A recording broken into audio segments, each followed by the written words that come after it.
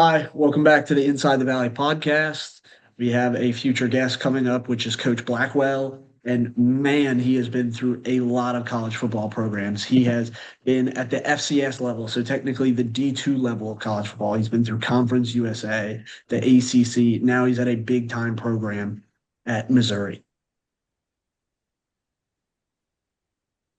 MJ, how is that relationship with your uncle?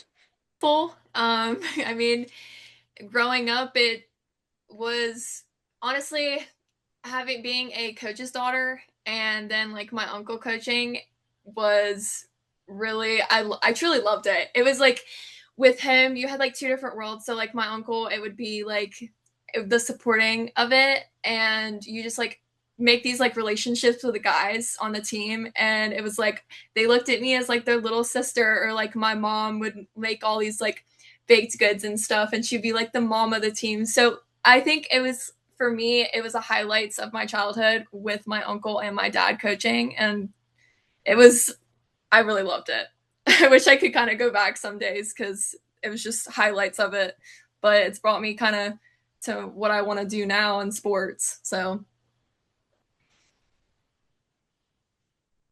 it, on that topic, with all of those like players and stuff like that, do you sometimes like see them on sports media and be like, oh, yo, I know that guy, I know my uncle coached that guy or something like it's that? so weird. It's like, oh, Yeah, wait a minute. Sometimes I have to take a double take. I'm like, oh my God, wait, I know you.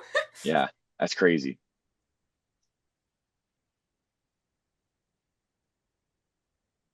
MJ, I was going to ask, are there any players that you got to know like personally through your uncle recruiting them?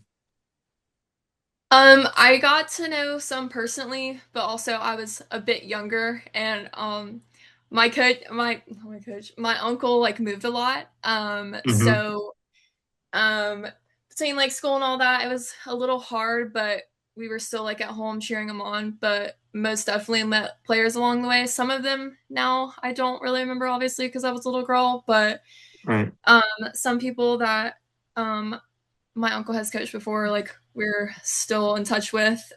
There's one guy, he is in Jacksonville. He coaches high school ball. I can't Mm-hmm. remember the team on top of my head, but we have a huge connection with him. He would always come over and we would do like dinners and all that. So, I mean, it's like quite an experience, but it's like a family aspect when you really get to know them. So, That's awesome.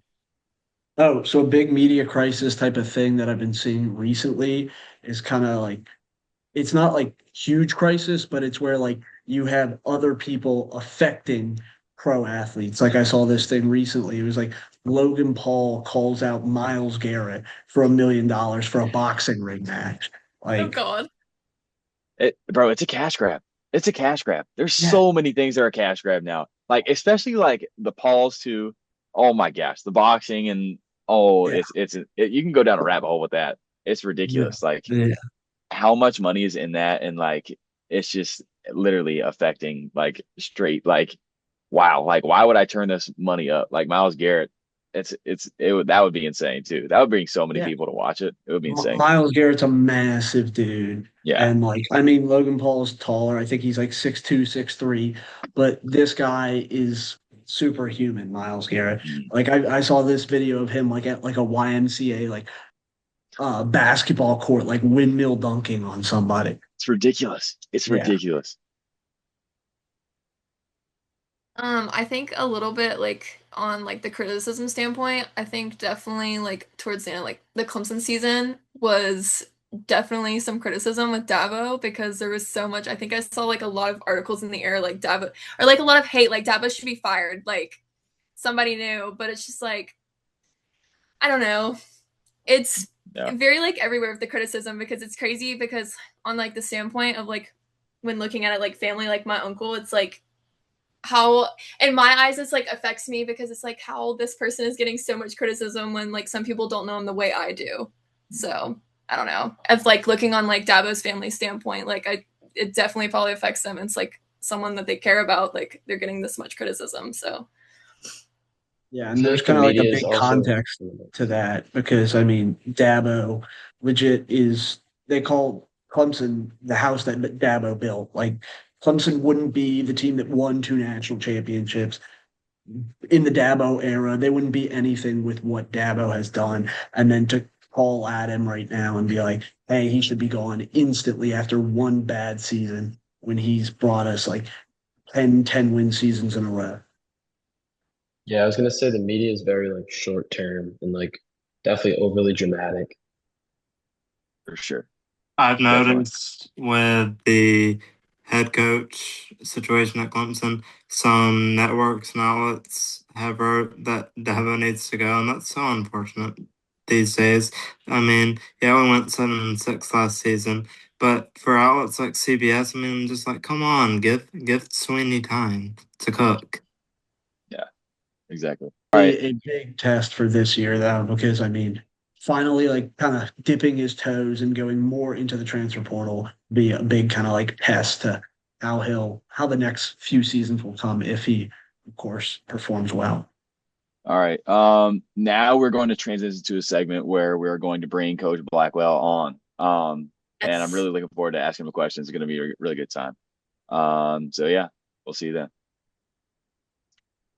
Okay. All right. And All right. Hello, everyone. Welcome back to another episode of Inside the Valley. I am one of your hosts, MJ Blackwell. Today, we have a very special guest. He is actually my uncle, Coach David Blackwell. Thank you so much for joining us, especially during this time of spring ball. How is spring ball going? Are the guys ready for this upcoming season? Yeah, we're really excited. We finished up days really yesterday. We're halfway through, so we've got another week and a half of really a full week this week and then half a week next week, and then then spring break starts. So I'm sure I don't know if they're more excited to end spring ball or go on spring break, but at this point, I think probably a little bit of both. But it's an interesting time in college football because each year now you really have a whole new football team, and so Right. we've got, I believe, 37 new players that came in mid-year, and so getting them acclimated to how we do things, and coming off, for us, what was a disappointing 8-win season where we've had two straight 10-win seasons. Really 3 years in a row we've been deep in the playoff discussion late in November, and just for whatever reason haven't gotten over the hump. Beat Ohio State in the Cotton Bowl 3 years ago, was a 10-win team a year ago. And then this past season, lost a really close game to Alabama, a really close game to Vanderbilt that kept us out of the playoffs. And, much like Clemson, a year ago, we were, they ended up getting in, but we did not. We lost to South Carolina on a last second quarterback scramble, and, quarterback Sellers got loose. And then, 2 years ago, that was the same thing happened to them the game after us. And they ended up winning the conference, getting in the playoffs, but that knocked us out of the playoffs. So, we've been right on the doorstep of it. And, hopefully this team we've got right now, we're excited about the talent we've got and just see if maybe we can knock that door down. So Coach Blackwell, thank you for joining us. I appreciate it. How did you get your start in coaching? Well, I played at Berea High School in Greenville, South Carolina. Played high school ball. Was a three-sport athlete. Was recruited out of high school to East Carolina University.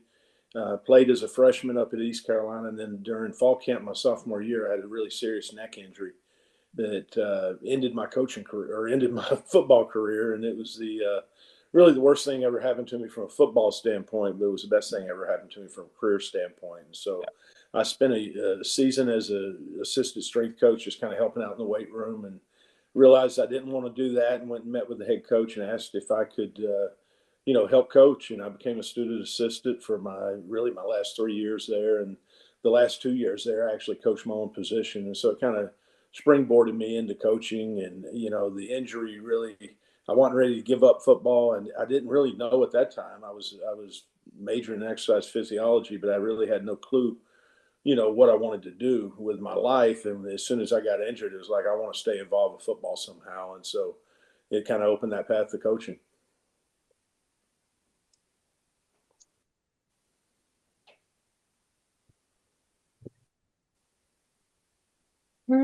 So really our topic is kind of like the social media with kind of in the crisis standpoint. Sure. So I think one of my questions for you is how do you prepare your players, especially like freshmen, for the social media world? Well, I mean, they know a lot more about it than we do. Unfortunately, Right. sometimes, it's they grew up in a social media world where I when I was in college we didn't have cell phones yet. Showing my age a little bit, but it's it's a different world obviously than what we grew up in. A lot of the coaches or some of the older coaches, but I think it starts with education. That once it's out on social media, it's out. So anyone can screenshot it, anyone can find it, and even if you delete it, it's going to be there. And so it's the whole thing before you click kind of deal. And so we talk a lot about that, especially with our whole team, not just the freshmen. We Right. actually had right before spring ball a media, just training session where they come in. Our sports information staff comes in and meets with the players and just, talks to them about how to handle questions, how to handle interviews, how to handle tweeting, how to handle, social media in general. And there's a lot of negativity. Obviously, people can hide behind their names and hide behind, things on social media. And so a lot of times, especially in high profile programs such as Missouri, such as Clemson. There's high stakes. Our basketball team lost a really close game in overtime yesterday to a ranked Arkansas team, and I mean it's just amazing how social media is. And I mean Yeah. the activity that's out there, but people care, and that's one of the things you embrace is that people do care a lot about the program, but from a player standpoint, they have to be able to turn it off and not react to it. And people have a right to complain, especially people that support the program financially and things like that. And so sometimes you take the good with the bad.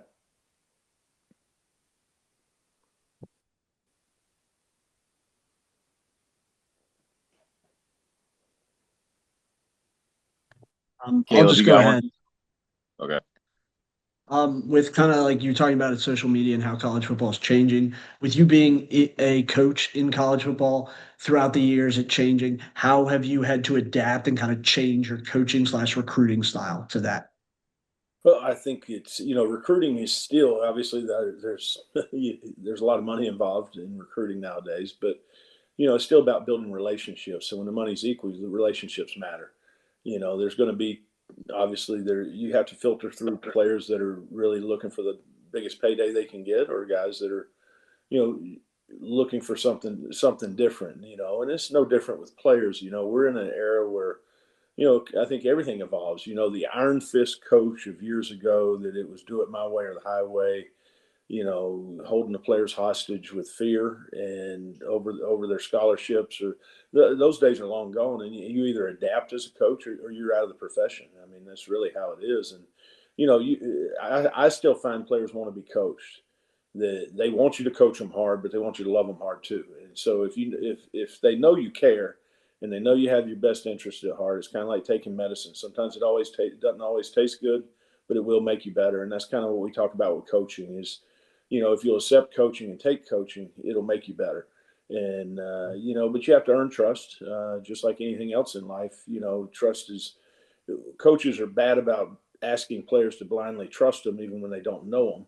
And to me, trust is something you earn. It's not something that's given. And so I always ask players to give me an opportunity to earn their trust.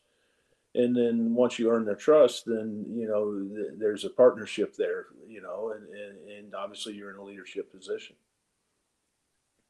Going beyond that kind of just payday aspect and actually being real with the athletes. Oh, no question. And I think today's world too, because I mean, there's a lot of guys making money that I couldn't dream of when, back when I started coaching or when I was in college. But, it's at the end of the day, they still want to be the best player they can be. And a lot of them are still intensely competitive and they want the guidance and the help to get to where they want to get to ultimately, where a lot of them have, goals of going to the NFL, of playing at the highest level. And so obviously, if they believe you can help them get there, then that obviously helps you. Coach Blackwell, touching on what you just said, with what you value about coaching and these young men at Missouri. I was going to ask you, what traits or characteristics do you look for in young football players that you recruit? Well, I think, number one, obviously they have to have the minimum level of athletic ability that they need to obviously compete at this level.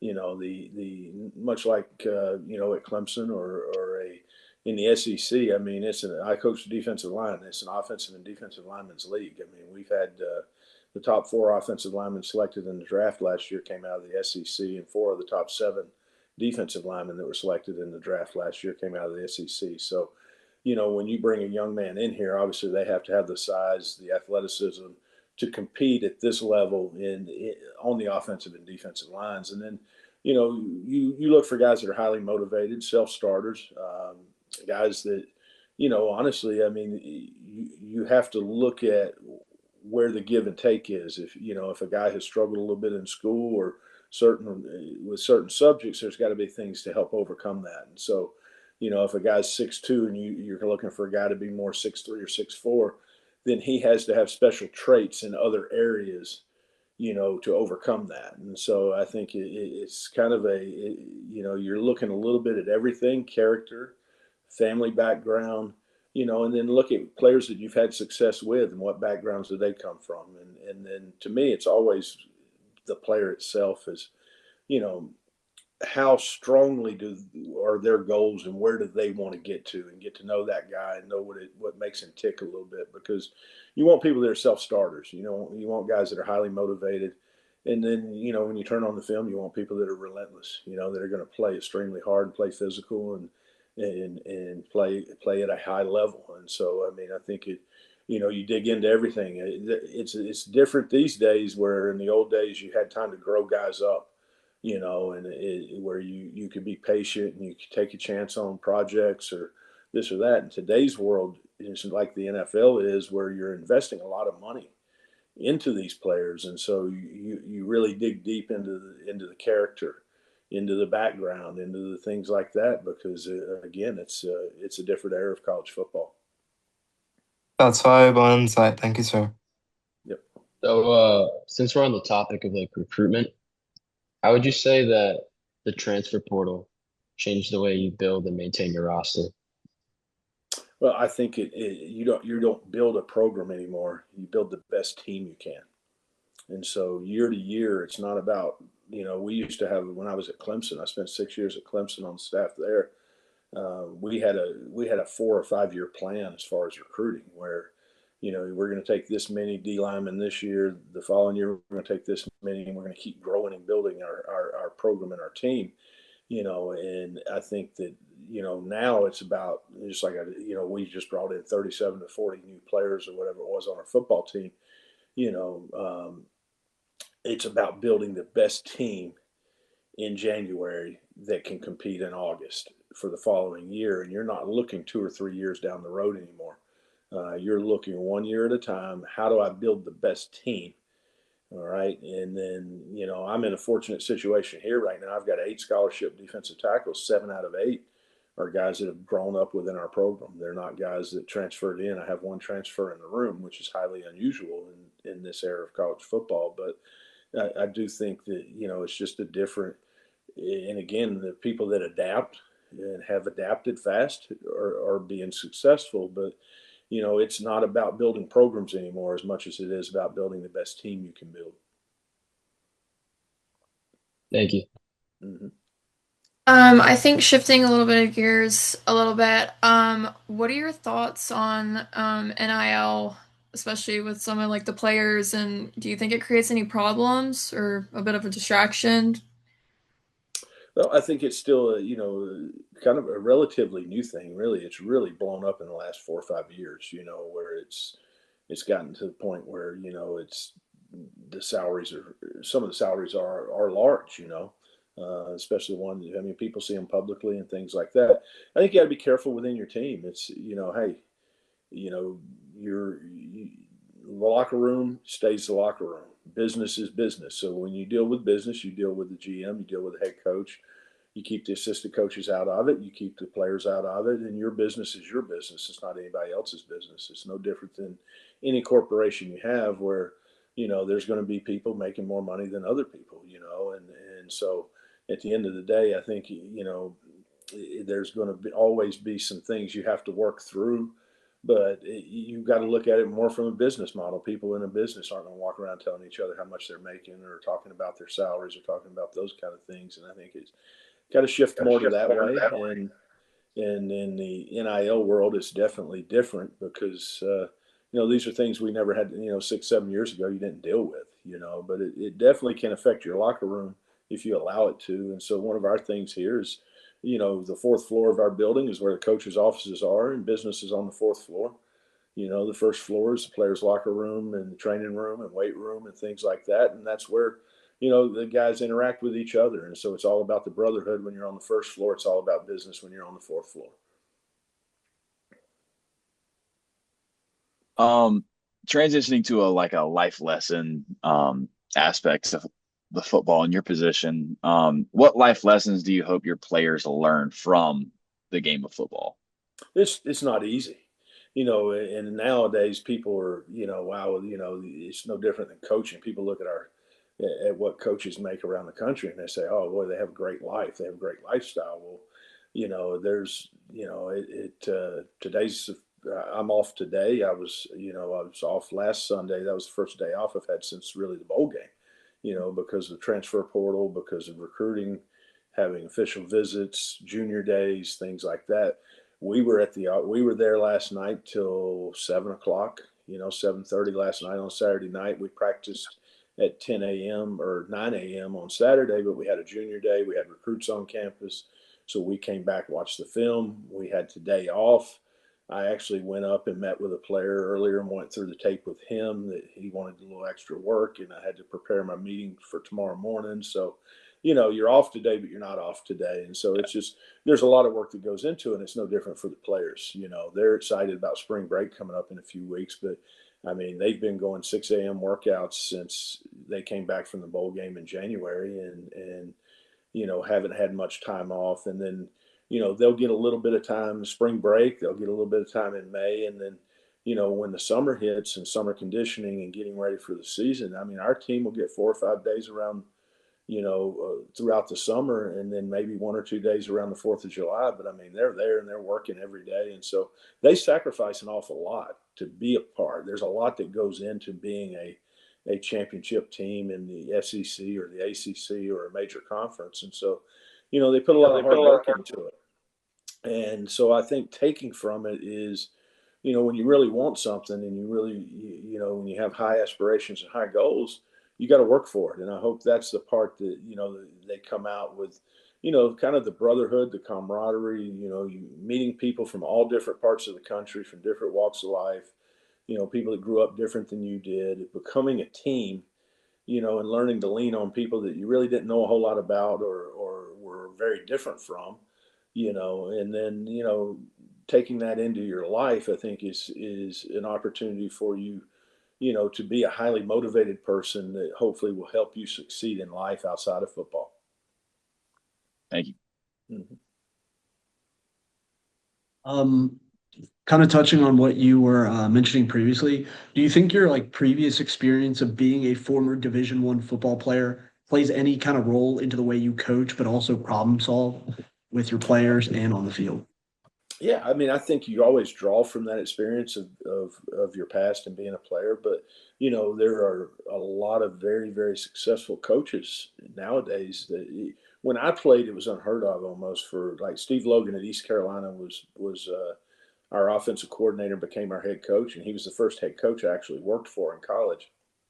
He did not play college football, and he was very abnormal at that time.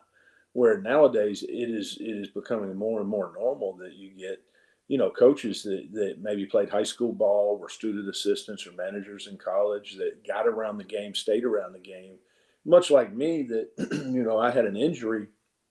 I got into coaching at a much younger age. Well, you have a lot of guys that became student assistants or managers in college that get into coaching before players that finish playing do, and have an opportunity to move up the chain a lot faster. And so, I mean, it's, a lot of guys have transitioned. I mean, you look at Gus Malzahn, our head coach here started in high school football, coaching high school football. And so to get where you want to in this profession, there's a lot of different ways to get there nowadays. And I think, you always, no matter how you came up in the profession, I think you always draw on your past experiences. But the other thing right now is I'm a relic. I'm 54 years old, and I'm old in this profession. When I first got into coaching, guys my age were just getting the opportunity maybe to be coordinators at this age, and trending towards being a head coach, where now you have, guys in their early 30s getting head jobs in the NFL and things like that. I mean, it's definitely trending younger, which is not good for people like me, but at the end of the day, the ability to relate to players and things like that is nowadays at an all-time premium. And I think that's one of the reasons you see things trending younger. But, I think you, as you do in any walk of life, you always draw on your past experiences and your upbringing, whether it was good or bad. You learn from it. And, if you don't learn from it, you're doomed to repeat the past mistakes.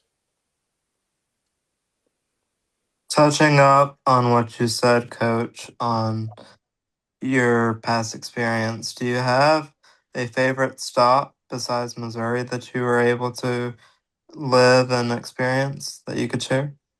Well, my alma mater, East Carolina, is always very special to me. And actually, my wife and son live there right now. When I got let go as the defense, our staff got let go at Louisiana Tech, and I came to Missouri, my son had been to 3 high schools. And so I moved him back to North Carolina. And so obviously, Greenville, North Carolina, East Carolina is very special to me. But I would have to say, taking that off the table, your alma mater is always special to you. The 6 years I spent at Clemson were really special for me. I grew up in Greenville, South Carolina. A large part of my family were Clemson fans. My son was born when I was coaching at Clemson. And so, obviously McKinley was actually born while I was coaching at Clemson. And, they were in Newberry. My brother was coaching at Newberry College at that time. And so my wife was able to go down and see McKinley right at like a day or so after she was born. It was, 45-minute hour drive. But my mother was 30 minutes away. We had a lot of family around. And so I'd say the 6 years I spent at Clemson were obviously very special to me. As you guys know, your students there, it's a very special place, great place to live. And, we really thoroughly enjoyed our 6 years there. That's amazing. Thank you. Yeah.